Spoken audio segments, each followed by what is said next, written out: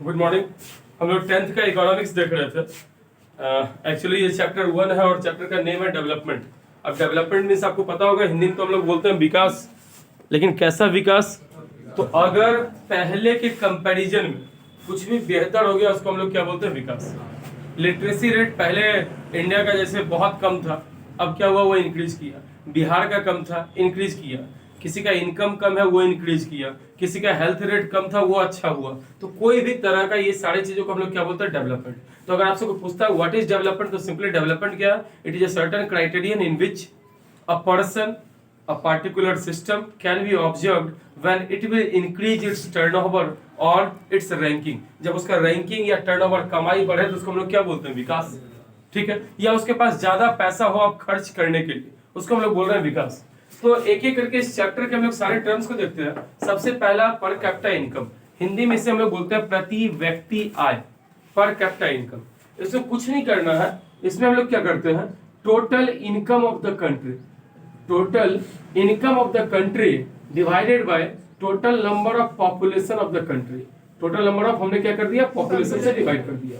अब इसमें अंबानी भी काउंट होंगे और अगर एक बेगर भिखारी है तो वो भी काउंट होगा, दोनों का दोनों काउंट होगा। ठीक है, तो पर कैपिटा इनकम अगर हम लोग एक एवरेज निकालते हैं तो इससे कंट्री का रैंकिंग किया जा सकता है। किसके अकॉर्डिंग? पर कैपिटा इनकम के अकॉर्डिंग। पर कैपिटा इनकम आप सब मुझे प्रति व्यक्ति है। हमारे देश में जैसे 137 करोड़ लोग हैं, तो हर 137 करोड़ लोगों का इनकम जोड़ा जाएगा। इसमें से 50 करोड़ 40 करोड़ के लगभग तो बच्चा होगा जिसके पास कोई इनकम नहीं है, लेकिन उसका भी जोड़ा जाएगा और divided by number of population, whole population से करेंगे तो ये पर कैपिटा इनकम आता है। इसको इस्तेमाल करता है कौन? वर्ल्ड बैंक, अलग अलग कंट्री को नापने में कि कंट्री रिच है, पुअर है, मीडियोकर है, क्या कौन यूज करता है? World bank. वर्ल्ड बैंक का हेडक्वार्टर है Washington DC. Washington DC, Washington मतलब अमेरिका का कैपिटल है, उसको हम लोग बोलते हैं वाशिंगटन डीसी से। तो वहां यूज कर रहा वर्ल्ड बैंक का वही हेडक्वार्टर है। और अगर आपसे कोई पूछे वर्ल्ड बैंक कौन सा चीज यूज करता है कंट्री को बांटने में, तो आप क्या बोल देंगे? Per capita income. Per capita income कैसे निकालेंगे? Total number of, total income upon divided by total number of population. अगर किसी कंट्री का per capita income US dollar 1005 dollar से कम है, प्रति व्यक्ति आय पर ईयर का 1005 डॉलर से कम है, इट मींस वो कंट्री पुअर। ठीक है, अगर 1005 से कम है तो कंट्री क्या माना जाएगा? पुअर माना जाएगा। अगर उसी कंट्री का इनकम, हाँ, अगर उसी कंट्री का इनकम 12,236 डॉलर से ज्यादा है, 12,236 डॉलर से ज्यादा है, तो वो किस में माना जाएगा? रिच में माना जाएगा। गौर कीजिएगा, अगर किसी कंट्री का इनकम 1005 डॉलर से कम है तो वो किस में आ जाएगा? पुअर। और अगर 12,336 डॉलर से ऊपर है तो किस में आएगा? हमारे इंडिया का 1840 dollar per capita income, 1840। It means इस दोनों के बीच में जो रहेगा वो क्या होगा? मीडियोकर कंट्री, मीडियम है। तो हम लोग गरीब नहीं है, हम लोग अमीर नहीं है, एवरेज है, लेकिन हम लोग थोड़े से गरीबी के नजदीक है, क्योंकि गरीबी का क्या है? 1005, हमारे पास क्या है? 1840। इसीलिए तो आपने ये देखा पर कैपिटा इनकम का इस्तेमाल कौन करता है कंट्रीज को बांटने के लिए? World bank. वर्ल्ड बैंक का हेडक्वार्टर वाशिंगटन डीसी। ठीक है, पैसा कौड़ी वाला जो चीज भी है इसका हेडक्वार्टर अमेरिका में है, वर्ल्ड बैंक का वाशिंगटन डीसी। ऐसे आईएमएफ है, अंतरराष्ट्रीय मुद्रा कोष, इंटरनेशनल मॉनेटरी फंड, इसका भी है वहीं पे न्यूयॉर्क, वाशिंगटन डीसी। ठीक है, तो ये अमेरिका का बात था। तो आपने पर कैपिटा इनकम देख लिया, वर्ल्ड बैंक इसका इस्तेमाल करता है पर कैपिटा इनकम का, और 1005 डॉलर से कम हो जाए तो कंट्री पुअर है, 12,236 डॉलर से ऊपर हो जाए तो कंट्री रिच है। हमारे इंडिया का कितना है?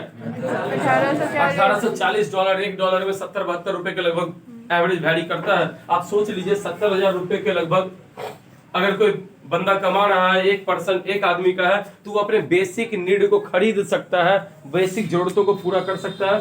बेसिक जरूरतें 6 मानी जाती है आज के जमाने में: रोटी, कपड़ा, मकान, स्वास्थ्य, शिक्षा और अधिकार। ठीक है, food, clothes, shelter, education, health and rights. बिना अधिकार के ये रोटी, कपड़ा सब बेकार।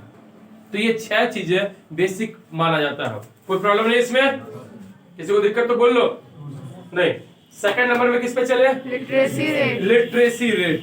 बहुत बड़ा फैक्टर है लिटरेसी।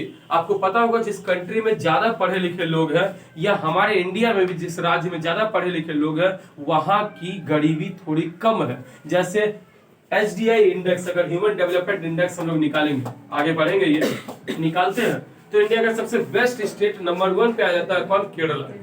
कौन आ जाता है? केरला। 94% के आस पड़ोस में लोग वहां पढ़े हैं। पढ़े लिखे लोग रिसोर्सेज का ज्यादा अच्छे से इस्तेमाल करेंगे, उस रिसोर्स का करेंगे, कोई भी चीज को समझ सकते हैं, कोई भी जॉब को कर सकते हैं, किसी चीज को पढ़ सकते हैं, हर चीज में। तो लिटरेसी रेट क्या होता है? जब रेट लगेगा बाबू, इट मींस परसेंटेज में निकालना है। जब भी रेट लगेगा तो किसमें निकालना है? परसेंटेज में। और अगर रेशियो है तो सीधे बटा में कर देना है। तो लिटरेसी रेट क्या होता है? Number of educated people, number of educated people पर 1000 पीपल इंटू 100 कर दिया। क्या करने के लिए? हमने परसेंटेज निकालने के लिए। हर 1000 में कितने लोग पढ़े लिखे हैं? जैसे केरला में हर 1000 में 944 लोग पढ़े लिखे, इंटू 100 कीजिए, 10 से जाएगा, कितना परसेंट आएगा? 94.4% होगा। तो लिटरेसी रेट क्या है? साक्षरता दर। इसमें हम लोग क्या करते हैं? ये चेक करते हैं कि उस जगह के लोग पढ़े लिखे हैं कि नहीं। अगर अनपढ़ लोग रहेगा तो क्या रिसोर्सेज को सही से इस्तेमाल करेगा? नहीं करेगा। और पढ़ा लिखा रहेगा तो रिसोर्सेज को क्या करेगा?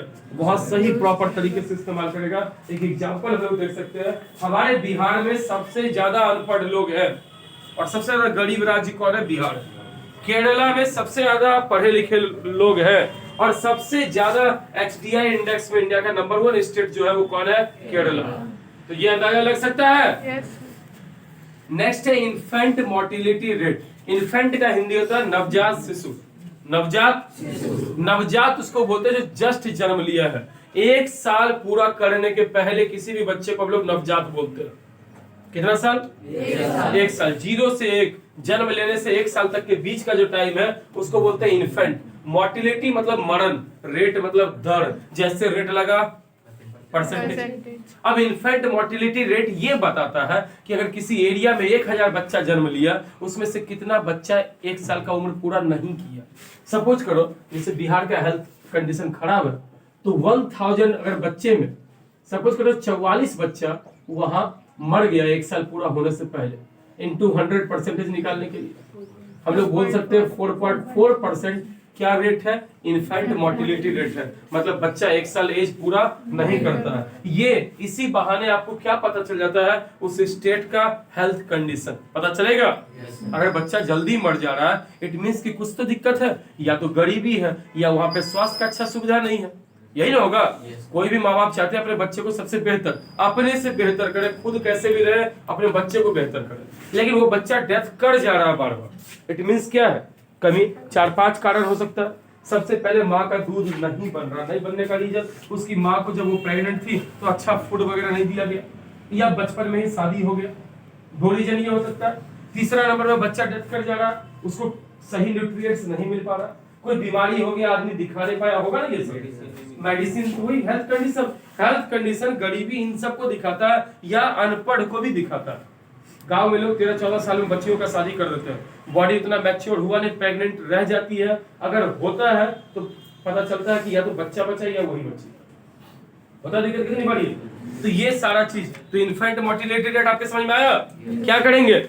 1000 बच्चा अगर एक एरिया में जन्म लिया, उसमें से कितना बच्चा 1 साल का एज पूरा नहीं किया, उतना इंटू 100, मतलब 1000 में 44 बच्चों ने पूरा नहीं किया, तो 44/1000 इंटू 100, क्योंकि रेट में परसेंटेज निकालते हैं। 4.4% वहां का इन्फेंट मोर्टिलिटी रेट है। इट मींस हर 100 में 4.5 बच्चा, मतलब 4 से ज्यादा बच्चा क्या कर जा रहा है? डेथ कर जा रहा है। ये सही है? ये एकदम कम से कम होना चाहिए। ठीक, अब आगे हम लोग किस पे?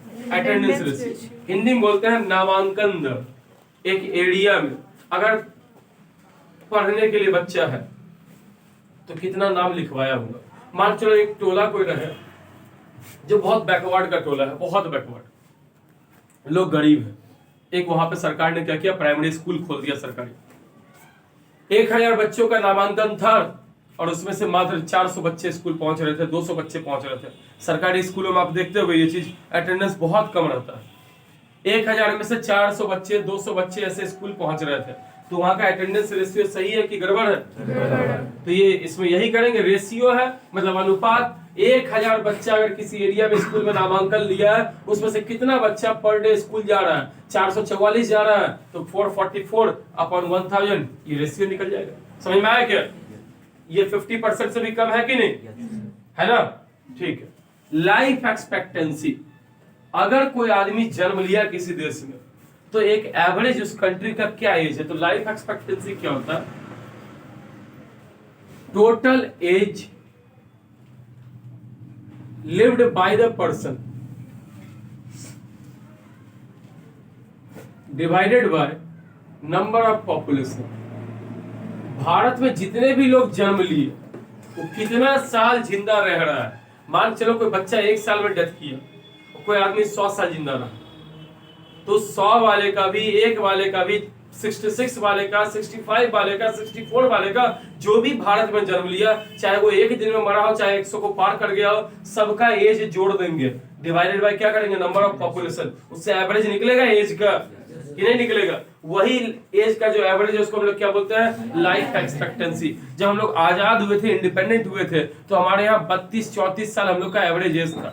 कारण उसी जमाने में थोड़ा सा पहले, आजादी के 20-30 साल पहले, इधर 20-30 साल पहले रामानुजम क्या हुए कि डेथ कर गए। किससे? तो टीवी से। 32 साल की एज में हमारे फेमस मैथमेटिशियन रामानुजम जो थे वो डेथ कर गए टीवी की वजह से। और आजकल क्या होता है? टीवी से किसी को कोई प्रॉब्लम नहीं हो रही, बच्चे बहुत अच्छे से फिट रह रहे हैं। इसी तरीके से टेटनस पहले होता था, लोग मर जाते थे। अब तो कैंसर का भी इलाज है। आप देख रहे हैं युवराज सिंह आपके सामने, क्रिकेटर, कैंसर के बाद भी फिट है, अभी भी है ये। तो लाइफ एक्सपेक्टेंसी, अगर आपके कंट्री का हेल्थ कंडीशन अच्छा है तो लाइफ एक्सपेक्टेंसी क्या होगा? ज्यादा होगा। साथ में पॉल्यूशन कम है तो लाइफ एक्सपेक्टेंसी हाई होगा। जैसे जापान का लाइफ एक्सपेक्टेंसी लगभग 80 साल के अराउंड है, 80 इयर्स, और हम लोग का 66 इयर्स है। कोरोना में 1 साल घट गया, 65 साल हो गया लाइफ एक्सपेक्टेंसी। तो क्या है, हम लोग जापान से डाउन है कि नहीं है? और अफ्रीका के कुछ देश इतने खतरनाक हैं जिनका लाइफ एक्सपेक्टेंसी 50, 44, 40 है, मतलब उनका कंडीशन और गंदा है हमारे से। तो लाइफ एक्सपेक्टेंसी कहीं ना कहीं किस चीज को दिखाता है? हेल्थ कंडीशन को। अगर हेल्थ कंडीशन, वहां पे हॉस्पिटल्स अच्छे होंगे, प्राइमरी हेल्थ सेंटर PHC जो होता है वो सब अच्छा होगा, तो क्या लाइफ एक्सपेक्टेंसी बढ़ेगा कि नहीं बढ़ेगा? खाने पीने का सही रहेगा, न्यूट्रिशनल वैल्यू सही रहेगा, तो लाइफ एक्सपेक्टेंसी बढ़ेगा। चलिए आगे, ये समझ में आया क्या? एवरेज निकालेंगे पूरे देश का जोड़ के। अगला है gross enrolment ratio. Gross means कुल, इनरोलमेंट, इनरोल वही नामांकन ही है, रेशियो। इसमें क्या करते हैं? अलग अलग स्टेज पे निकालते हैं बाबू। प्राइमरी स्टडीज, सेकेंडरी लेवल पे निकालते हैं, और फिर निकालते हैं हायर लेवल पे, फिर निकालते हैं ग्रेजुएट लेवल पे। ऐसे हम लोग चेक करते हैं। जैसे हम लोग 1 से 5 तक को हम लोग बोलते हैं कौन सा? प्राइमरी। 5, 6 से 8 तक को क्या बोलते हैं? सेकेंडरी। 8 से ऊपर बढ़ते हैं तो क्या बोलते हैं? 8 से 12 तक का हायर। 9 से 12 तक को क्या बोलते हैं? इसलिए बच्चा सब हाई स्कूल में एडमिशन लेने लगता है 9 से 12 में, पता है जी। और ग्रेजुएट किसको बोल रहे हैं? जो 12th के बाद आगे वो पढ़ाई कर रहा है। तो ग्रॉस इनरोलमेंट रेशियो में क्या किया जाता है? सब बच्चे, मान के चलो 1000 में से 900 बच्चा प्राइमरी एजुकेशन लिया, 100 बच्चा नहीं लिया। उस एरिया का बहुत गरीब था या उतना जागरूक नहीं था, पढ़ने में मन नहीं लगा, अलग अलग कंडीशन हो सकता है। सेकेंडरी पे पहुंचेगा, फैमिली कंडीशन थोड़ा अलग हुआ, स्कूल थोड़ा गांव से दूर पड़ा, गर्ल्स थी, घर वाले भेजना नहीं चाह रहे थे सिक्योरिटी के लिए, ये सब भी फैक्टर होता है। अगर दूर में स्कूल है, पहाड़ी एरिया में, तो गर्ल्स को क्यों भेजना चाहेंगे? वो रुकते हैं बेचारे, झिझकते हैं, सिक्योरिटी नहीं है गर्ल्स का। तो ऐसे में ये रेशियो घट के 750 पहुंच गया। फिर हायर, अब हाई स्कूल तो और दूर होता है। नॉर्मल जनरली एक पंचायत में एक हाई स्कूल लगभग दिया जाता है, तो ऐसे में ये स्कूल तो और दूर है। तो अब क्या किया गया? चेक किया गया और पता चला कि अब जो 1000 बच्चा यहाँ से पढ़ना शुरू किया था, उस 1000 बच्चा में मात्र 600 बच्चा हाई स्कूल गया। और जब ग्रेजुएट की बारी आई तो 400 आया। तो हमारे इंडिया में क्या है? हायर एजुकेशन जाते जाते रेशियो गिरते जाता है। जबकि अमेरिका में क्या, अगर 100 बच्चा इंटर किया है, 12th लेवल पढ़ा या ग्रेजुएशन किया, तो ग्रेजुएशन करने के बाद 100 में से 90 आदमी होगा जो PG करता है।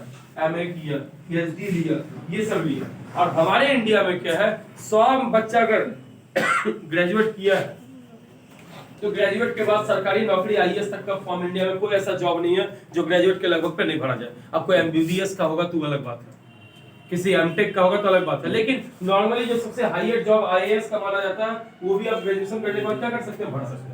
तो लोग यहाँ के बाद पढ़ना जनरली बहुत स्टॉप कर देता है, और अगर 1000 बच्चा ग्रेजुएट हुआ था तो उसमें से मात्र 150-100 बच्चा ही आगे PG ये सब करता है। आजकल थोड़ा सा फिर से भी ये रेट बढ़ा MA, MBA, MCA करने का कारण जॉब मार्केट में टीचिंग का जॉब, ये जॉब वो जॉब, हाई स्कूल में टीचर बनना है, इसके लिए क्या करना पड़ेगा आपको, PG करना पड़ेगा, मतलब MA, आपका MSc, MCOM ये सब करना है। इसीलिए लोग मजबूरी में जॉब के चक्कर में कर लेते हैं। अदरवाइज हमारे यहाँ का हायर एजुकेशन धीरे धीरे रेशियो गिरता है कि बढ़ता है, गिरता है। HDI human development index, Hindi में बोलते हैं मानव विकास सूचकांक। मानव विकास सूचकांक इसको कौन रिलीज करता है, UNDP, United Nation Development Programme. HDI एक ऐसा इंडेक्स है, देखो वर्ल्ड बैंक तो सीधे पर कैपिटा इनकम इस्तेमाल करता था, पैसा है तो इसका मतलब आप खर्च कर सकते हो, वर्ल्ड बैंक इसको काउंट करता था। लेकिन UNDP क्या करता है, HDI लेता है, और HDI में सिर्फ पैसा नहीं है, HDI में क्या चीज है, वो per capita income, literacy rate, infant mortality, attendance, life expectancy, gross enrolment, ये जो ऊपर आप जो भी देखे ना, सब कुछ को एक साथ डाटा कैलकुलेट करता है HDI। इसी का एग्जांपल है महाराष्ट्र का पर कैपिटा इनकम, महाराष्ट्र का इनकम केरला से ज्यादा है, लेकिन केरला HDI इंडेक्स में महाराष्ट्र से ऊपर है। कारण ठीक है, पैसा कमाई केरला के पास कम है पर कैपिटा इनकम, लेकिन उसका हेल्थ रेट बहुत अच्छा है, लोग ज्यादा पढ़े लिखे हैं, लाइफ एक्सपेक्टेंसी हाई है, इसलिए केरला का कुल मिला के क्या चीज है, HDI में नंबर 1 है कि नंबर 2 है, नंबर 1, और महाराष्ट्र पिछड़ गया। किसी एक चीज में आगे बढ़ने से आप HDI में नहीं बढ़िएगा, HDI ओवरऑल। तुम ही सोचो, स्कूल में तुम लोग एग्जाम देते हो, स्कूल में तुम लोग एग्जाम देते हो, हम ही देते थे अपने स्कूल के टाइम। हम ग्रेजुएशन में जाके 1-2 बार ऐसा हुआ कि सेकंड फर्स्ट ऐसा कर गए, उसके पहले आज तक कभी नहीं किए फर्स्ट, ना सेकंड ना थर्ड, ठीक है, कभी नहीं किए, एकदम रिकॉर्ड रहा, कभी आज तक फर्स्ट सेकंड थर्ड नहीं। ग्रेजुएशन में जाके किए, उसका मेन रीजन था हम एक परसेंटेज को पकड़े हुए थे, उसी के अराउंड चले, 80% को पकड़े हुए थे, उसी के लगभग चलते थे। तो जब हम 80 लाते थे 10th में, तो बाकी का जो बच्चा था वो सब 90s में घूमता था, तो हम उसके हिसाब से मीडियोकर थे। जब इंटरमीडिएट में थोड़ा परसेंटेज 4-5% सबका घटा, तब भी हम वहीं थे 80-79, ठीक है। जब ग्रेजुएशन में जाके सबका परसेंटेज 70-75 पे था, तब भी हम वहीं थे 80-79। इसीलिए मेरा बाद में जाके रैंकिंग आया, पहले इंटर तक कभी सपना भी नहीं देखे आज तक कि फर्स्ट सेकंड या थर्ड कर, ठीक है, कभी नहीं हुआ, सही है। लेकिन मेरा नंबर हमेशा ही SST में 1 पे रहते थे और मैथ्स में भी 1-2 पे रहते थे। लेकिन क्या उस 2 सब्जेक्ट की वजह से मेरा रैंक ओवरऑल आया? नहीं आया। उसका कारण कोई एक चीज आपको टॉप नहीं करवा देगा। वही हाल है, महाराष्ट्र का पर कैपिटा इनकम नंबर 1 है, लेकिन SDI में बढ़ जाएगा उसकी वजह से। हम 2 सब्जेक्ट में अच्छा खासा ले आते थे, बाकी नीचे से रहते थे, बीच में रहते थे, तो परसेंटेज एवरेज गिर के क्या हो गया, नीचे हो गया। यही हाल हुआ महाराष्ट्र का, पर कैपिटा इनकम खूब कमा लिया, बाकी का चीज क्या रह गया, नीचे, तो SDI में गिर गया। केरला का क्या था, हर सब्जेक्ट में हाई था, पर कैपिटा इनकम में थोड़ा लो था, इसलिए एवरेज भी आया तो नंबर 1 हो गया। क्लास में जो बच्चा टॉप करता है, क्या एक सब्जेक्ट में ज्यादा रहता कि हर सब्जेक्ट में अच्छा रहता है, हर सब्जेक्ट। वही यहाँ का, तो SDI इंडेक्स कौन यूज करता है जी, यूनाइटेड नेशन डेवलपमेंट प्रोग्राम। इसका काम है कंट्रीज को छांटना उसके अकॉर्डिंग, और जो कंट्रीज पुअर बसते हैं वहां पे वर्ल्ड ऑर्गेनाइजेशन जैसे यूनेस्को हो, United Nation Educational Scientific Cultural Organisation, ये सब क्या करता है, पढ़ाने के लिए सोचता है। WHO है हेल्थ के लिए सोचता है, FAO है फूड एग्रीकल्चर के लिए सोचता है, ILO है लेबर के लिए सोचता है, अलग अलग ऑर्गेनाइजेशन। यही SDI इंडेक्स आता है, रैंकिंग आता है। हमारा SDI इंडेक्स हमारे पड़ोसी देश श्रीलंका से भी बहुत खराब है, हम लोग 130-135 के लगभग में है। मतलब हम लोग का ओवरऑल कंडीशन खराब है कि अच्छा है। 188 कंट्रीज का रैंकिंग होता है, उसमें हम लोग रहते हैं 135 पे, मतलब हम लोग पीछे हैं, ठीक है। चलिए, अब UNDP भी हो गया, BMI बॉडी मास इंडेक्स, मतलब आपके हाइट के अनुसार आपका वेट होना चाहिए। बॉडी मास इंडेक्स कैलकुलेट कैसे करते हैं, weight in kg, weight in divided by height का स्क्वायर हाइट इन मीटर का स्क्वायर। जैसे मेरा वेट है लगभग 65, 64, 67 तक जाते हैं और हाइट इन मीटर 176 सेंटीमीटर है, तो मीटर में 1.76 सेंटीमीटर का स्क्वायर।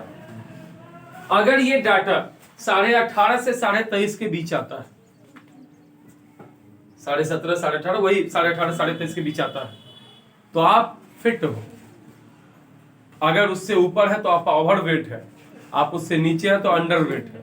इसके अकॉर्डिंग निकलता है कि आपका क्या रेशियो है। सबके घर में मोबाइल है, सबके पास कैलकुलेटर है, आप अच्छे से आपसे सॉल्व डायरेक्ट नहीं होता, आप कैलकुलेटर से करके देख लीजिए, आपको पता चल जाएगा कि आप फिट हैं कि अंडरवेट है कि ओवरवेट है। ठीक है, ये चीज आपका निकालना। ऐसे आप अभी आपका एज के हिसाब से हाइट बढ़ रहा है, तो मे भी आप फिट नहीं भी आए, फ्यूचर में आ जाइएगा, कोई प्रॉब्लम नहीं उससे। तो बीएमआई की वजह से हमें पता चलता है कि वहां का कुपोषण, तो कोई बच्चा नहीं है कुपोषित, वहां पे न्यूट्रिशनल वैल्यू ठीक है कि नहीं है, ये सारा चेक करते हैं। आगे इनकम एंड अदर गोल, क्या इनकम ही सब कुछ है, पैसा ही सब कुछ है? नहीं। अभी हम यहाँ पे जितनी गर्ल्स पढ़ रही हैं, इनमें से अगर हम बोले कि आपको दिल्ली में जॉब मिल रहा है, 35,000 रुपए पेमेंट है, आपको वहां पे जॉब करना पड़ेगा, फ्लैट वगैरह कुछ नहीं दे रहा है, बस आपको कैब फैसिलिटी दे रहा है, आने जाने का वो दे रहा है, मतलब टैक्सी वगैरह दे रहा है, आपको आना जाना है, नाइट ड्यूटी भी दे सकता है, डे ड्यूटी भी दे सकता है, आपको वहां रह के ड्यूटी करनी है। और अगर यही किसी में से बोल दे कि 20,000 रुपए तुमको मिल रहा है, यही तुम्हारे घर के 5 कदम पे है, तो आदमी वो वाला करना चाहेगा, क्योंकि उसके साथ साथ क्या है, जॉब सिक्योरिटी है, पड़ोस में है, मेरा सिक्योरिटी है, फैमिली के साथ रहने का फायदा है, दिल्ली में रहेंगे उतना खर्च ये सब आ जाएगा। तो सिर्फ लोग इनकम देखता है कि इनकम के साथ और चीजें भी देखता है, और चीजें क्या क्या देखता है? मेनली पहला जॉब सिक्योरिटी। सरकारी नौकरी के पीछे लोग क्यों पागल है? जॉब सिक्योरिटी, कुछ हो भी गया तब भी आपको सिक्योर, आप है तब भी सिक्योर, आप चले गए तब भी आपका फैमिली सिक्योर है ना जी। जीवन आनंद है एकदम, पॉलिसी एलआईसी का, जिंदगी के साथ भी जिंदगी के बाद भी। ठीक है, इसीलिए लोग किसकी तरफ आकर्षित होते हैं? सरकारी नौकरी, गवर्नमेंट जॉब की तरफ होते हैं। चलिए सेकंड नंबर पे, एक तो आपने गवर्नमेंट जॉब का देखा, लोग जॉब सिक्योरिटी चाहते हैं। सेकंड नंबर पे पीएफ चाहता है, प्रोविडेंट फंड, कुछ ऐसा पैसा मिले जो रिटायरमेंट के बाद मिले। रिटायरमेंट के बाद जनरली आदमी बेटा बेटी सबका शादी घर द्वार सब बना लेता है, लगभग हाथ खाली हो जाता है। उस समय अगर पेंशन की सुविधा हो तो सोने पे सुहागा है। थोड़ा पैसा भी कम से कम सब घर से निकाल भी देगा तो हम सेल्फ सस्टेन्ड रहेंगे, किसी पे डिपेंडेंट नहीं होंगे। ये होता है ना आशा लोगों का। ये second number. Third number medical facilities, अगर गवर्नमेंट वाले में चले गए तो सारा मेडिकल का जिम्मा कौन उठा लेता है? सरकार उठा लेता है, इसलिए लोग उसकी तरफ हो रहा है। चौथे नंबर में और देखें, एक प्रेस्टिजियस जॉब है, पैसा ही सब कुछ नहीं है, प्रेस्टीज भी बड़ी बात है। एक आईएएस की सैलरी 2,30,000 35,000 है, और यहाँ पे एक एक दुकान वाले 2.5 लाख 5 लाख का कमा लेते हैं मंथली, लेकिन दुकान वाले को उस एरिया का लोग ही जानता है, बट आईएएस को पूरा जिला का लोग जानता है। प्रेस्टीज बड़ी चीज है कि पैसा? प्रेस्टीज भी, ठीक है, कुकर वाला प्रेस्टीज नहीं, वो कंपनी है। चलिए आगे, फोर्थ नंबर में इसके साथ और लोग क्या देखना चाहते हैं? लोग और भी चीज चाहते हैं, अदर फैसिलिटीज, अलाउंस मिले, मेडिकल मिले, क्वार्टर हो जाए, होता है ना, ये सारी चीजें लोग देखना पसंद करते हैं, नजदीक हो जाए, ये सब फैसिलिटी करते हुए तो उसको हम लोग बोल रहे हैं क्या चीज? इनकम एंड अदर गोल। हो सकता है किसी एक का गोल दूसरे के लिए बहुत तबाही हो जाए। मान के चलो शशिकांत वकील बन जाए, तो ये सुबह सुबह पूजा करेगा तो क्या बोलेगा? भगवान आप 2-4 झगड़ा करवाइए, कुछ खर्च वर्च चले। और दूसरा आदमी, नॉर्मल आदमी क्या सोचता है? भगवान साहब नहीं आती हो, ठीक है। इसी तरीके से ऑटो वाला क्या चाहता है? रिजर्व सवारी मिल जाए, पहुंचाएंगे सीधे, दूर 250 लेंगे, मजा आ जाएगा, वेट नहीं करना पड़ेगा। और हम लोग जब निकलते हैं क्या सोचते हैं? कोई अपना पहचाना मिल जाए, लिफ्ट दे दे, पैसा बच जाए, सोचते हैं जी। तुम ही सोचोगे सर फी घटा दे, हम चाहेंगे फी बढ़ा ले। सबका इनकम अपना अपना सपना है, इनकम एंड अदर गोल का। इसलिए हो सकता है एक का सपना दूसरे के लिए नुकसान दे, लेकिन सब अपने अपने इनकम के बारे में सोचता ही है। तो इनकम अदर गोल हो गया। अब नेशनल डेवलपमेंट, कंट्री तभी डेवलप करेगा जो ऊपर आपने उतने सारे तथ्य पढ़े सारे रेशियो में अगर कंट्री ऊपर जाने लगेगा तो कंट्री ओवरऑल आपको पता भी केरला का चला, केरला और चीजों में ऊपर था तो अपने आप ऊपर हो गया कि नहीं हुआ। तो ऐसे ही हमारा कंट्री भी अगर इन सब में ऊपर रहेगा तो हम लोग ऊपर हो जाएंगे। इसके बाद है पब्लिक फैसिलिटीज। सरकार आपको क्या क्या सुविधाएं देती है, रोड, पानी, बिजली, ये सब गवर्नमेंट देता है, लेता है आपसे पैसा, लेकिन एक मिनिमम रेट पे लेता है। बिजली आपको देता है 5-6 रुपए यूनिट, ये पैसा नहीं हुआ। आप जनरेटर एक दिन अपने घर में चला के देख लीजिए, आपको पता चल जाएगा कि सस्ता कौन लगा लगेगा, ऊपर से लोड नहीं लगा, ये नहीं लगा। इसके अलावा सरकार जो बेसिक 4-5 चीजें हैं उसके लिए आपको करता है। एक क्लॉथ छोड़ के सरकार आपको फूड भी देता है। अभी 4 महीने और 5 केजी जो एक्स्ट्रा वाला मिलने वाला है, राशन मिलने वाला है, ठीक है। तो गवर्नमेंट सोच लीजिए 10 केजी के लगभग अनाज दे रहा है अभी कोरोना काल में पर पर्सन को। जो मोटा अनाज जिससे मेन पेट भर सकते हो वो आपको खाना दे रहा है। अब तुम उसको बोलो हमको कुरकुरे का 10 पैकेट चाहिए तो कहां से करेगा, ठीक है। लेकिन कुल मिला के सरकार जो बेसिक नीड है, चावल, दाल, ये सारा चीज आपको पूरा करना है। इसके अलावा मतलब खाना दे दिए, फिर खाना दे दिए। इसके अलावा आपको शेल्टर 2 लाख 2.5 लाख रुपए देता है आपको इंदिरा आवास योजना बसने के लिए। शौचालय, सुलभ शौचालय योजना के तहत आपको क्या देता है पैसा, शौचालय बनाने के लिए, ठीक।